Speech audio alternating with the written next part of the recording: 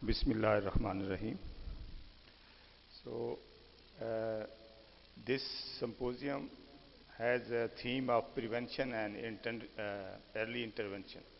So, इसके अंदर from paediatric surgery department हम अपने हिस्से की जो है क्षमा जलाने आए हैं कि जो प्रिवेंशन है उसके बारे में as professor Tahir Masood rightly said some diseases. Yesterday it was a very excellent talk that prevention related to the malnutrition and this stunting growth. But we have also so many diseases on the pediatric surgery floor uh, in which there is a role of prevention, but it is not highlighted and it is not implemented. So, pediatric surgery department में हमारे पास जो diseases हैं उसमें tuberculosis जो abdominal tuberculosis है, multiple perforation, बहुत ही मतलब disaster किस्म की डिजीज़ हैं, टाइफाइड परफोरेशंस हैं, तो वर्म इन्फेस्टेशन है जिसमें परफोरेशन भी हो जाती हैं और ऑब्स्ट्रक्शन, लेकिन हम जो है as a paediatric surgeon treat तो करते हैं। तो ये प्रोफेसर नईम ज़फ़र ख़ान को क्रेडिट जाता है कि उन्होंने एक ऐसा थीम लेके आए हैं। वो कहते हैं कि ट्रीटमेंट की बातें तो होती हैं लेकिन कम्युनिटी में काम की बातें नहीं होती। तो ये my presentation about the congenital anomalies, when we were receiving so many calls from Lady Cheson and Lady Wellington hospitals, antenatal ultrasound, and then we started collecting the data about the congenital anomalies from these calls and from the antenatal this ultrasound. So we collected the data, and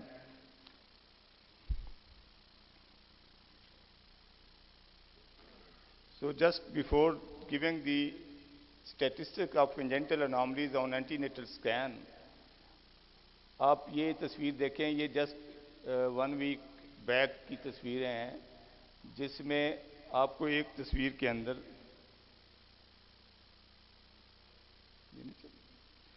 ये 6 बच्चे आपको नज़र आ रहे हैं एक ही disease के।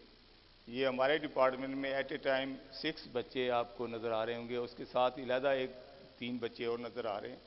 तो ये एक ऐसी डिजीज़ है जिसमें प्रिवेंशन का रोल है, लेकिन there is no awareness among the stake holders. इस डिजीज़ में स्टेक होल्डर कौन है? पीडियाट्रिक न्यूरोसर्जन है, पीडियाटिशियन है, गायनोकोलॉजिस्ट हैं, पीडियाट्रिक सर्जन हैं और जनरल प्रैक्टिशनर हैं और पब्लिक है।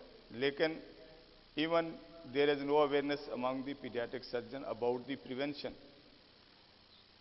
सो जो हमारे डाटा में इस डिजीज़ की प्रिवेंशन के बारे में हमने जो पेरेंट्स थे जो एंटीनेटल स्कैन लेके आए थे उनसे हमने कुछ इंफॉर्मेशन ली, तो वो आपके साथ शेयर करेंगे। तो ये हमारा ऑब्जेक्टिव था कि frequency of congenital anomalies in fetal antenatal scan and role of this pre-conceptual folic acid intake in preventing development of neural tube defects.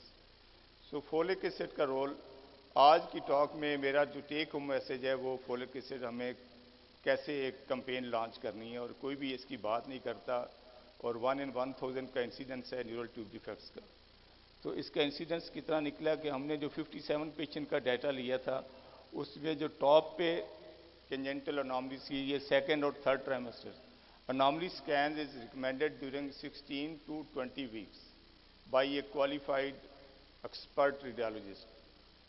उसमें जो anomaly scan में जो टॉप पे anomalies आई, ये एज पीरियड है जिसमें हमने ये मैटरनल एज देखी, और इसमें आप देख लें कि एज 30 to 35 इसमें टॉप पे है।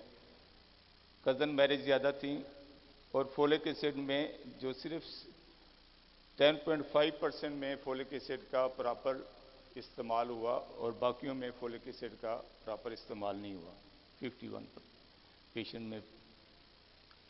टॉप पे क्या है? CNS एनॉमलीज, दूसरे नंबर पे GIT एनॉमलीज, तीसरे नंबर पे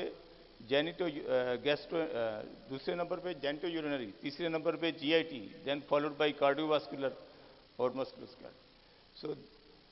So if you can see here, the top is the central nervous, and among the central nervous anomalies, what we are receiving, that is neural tube defects, meningomyelocele, encephalocele, and there is an association of 80% hydrocephalus with this.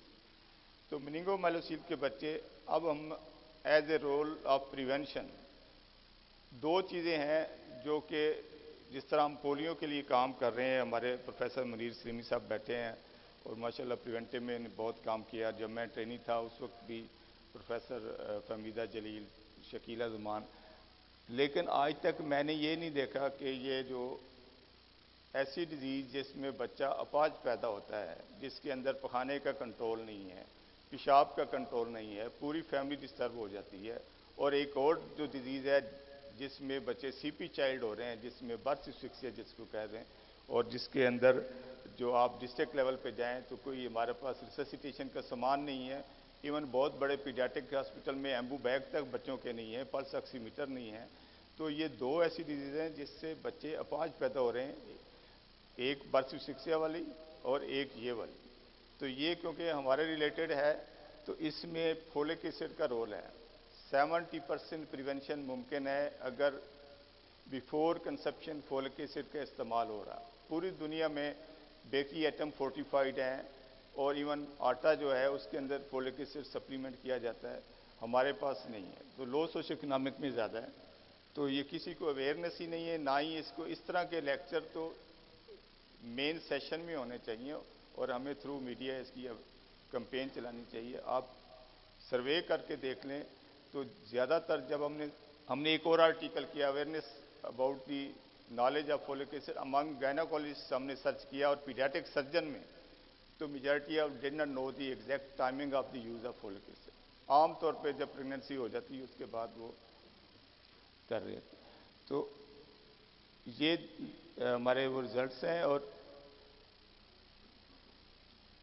89% of women had not taken pre-conceptive folic acid supplement and cousin marriage was also in majority of patients. So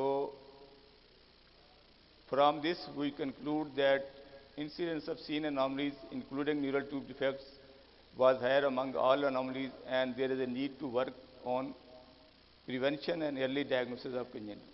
So take home message is that ये important है। सबसे जो main outcome है इस presentation का वो ये है कि all pregnant ladies should have a congenital anomaly scan by qualified and expert radiologists during 16 to 20 weeks. There is a need to produce awareness about the use of folic acid and all childbearing women age should take folic acid. Folic acid कितना लेना? 0.4 mg, 400 microgram. और अगर मेनिंगोसील का बच्चा पहले पैदा हो गया, सेकंड बच्चे का चांस बढ़ जाता है तो आप 1 मिलीग्राम लेना है। और हमारे पास फोलिक एसिड की टेबलेट 5 मिलीग्राम की, उसका छठा सातवां हिस्सा जो है वो लेना होता है। तो अगर ये फोलिक एसिड दिया जाए और इवन हमें स्टडी करने की ज़रूरत है कम्युनिटी के अंदर कि कोई ऐसे डिस्ट्रिक्ट सेलेक्ट किए जाएँ जहाँ पे हम ऐसा आटा सप्लाई करें जिसमें फोलिक एसिड सप्लीमेंट करके फिर हम उसका pre folic acid and post folic acid इसकी स्टडीज़ हो रही हैं, जिंक के ऊपर हो रही हैं, आयरन के ऊपर हो रही हैं, फोलिक एसिड के ऊपर भी होनी चाहिए। ठीक, थैंक यू सो मच।